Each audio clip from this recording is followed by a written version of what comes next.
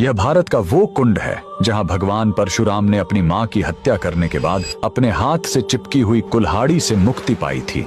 यह कहानी है महान ऋषि जमदग्नि और उनकी पत्नी पतिव्रता रेणुका की। कहते हैं रेणुका हर दिन नदी से कच्चे घड़े में पानी लाती थी और उनके सतीत्व के बल से वह घड़ा टूटता नहीं था। उनके 5 पुत्र थे जिनमें सबसे छोटे थे विष्णु अवतार परशुराम। एक दिन रेणुका ने नदी में कुछ गंधर्वों स्वर्ग के संगीतकार को जल क्रीड़ा करते देखा। उन्हें देखकर एक पल के लिए उनका मन मोह में पड़ गया और उसी क्षण उनके सतीत्व का बल टूटा और कच्चा घड़ा टूट गया। जब वो आश्रम लौटी तो ऋषि जमदग्नि ने अपने योग्य बल से जान लिया कि उनका मन भटक गया था। वो इतने क्रोधित हुए कि उन्होंने अपने पुत्रों को आज्ञा दी, अपनी मां का वध कर दो। जब चारों बड़े भाइयों ने मना कर दिया तो क्रोधित पिता ने उन्हें तुरंत पत्थर बन जाने का श्राप दे दिया। इसके बाद परशुराम ने पिता की आज्ञा को अपना धर्म समझा। उन्होंने भारी मन से अपनी कुल्हाड़ी उठाई और अपनी ही मां का सिर धड़ से अलग कर दिया। उनकी आज्ञाकारिता से प्रसन्न होकर जमदग्नि ने वरदान मांगने को कहा। परशुराम ने तुरंत अपनी मां को फिर से जीवित करने और साथ ही पत्थर बन चुके अपने चारों भाइयों को भी मुक्त करने का वर मांग लिया। सब फिर से जीवित हो गए, मानो कुछ हुआ ही न हो। लेकिन कहानी यहीं खत्म नहीं हुई।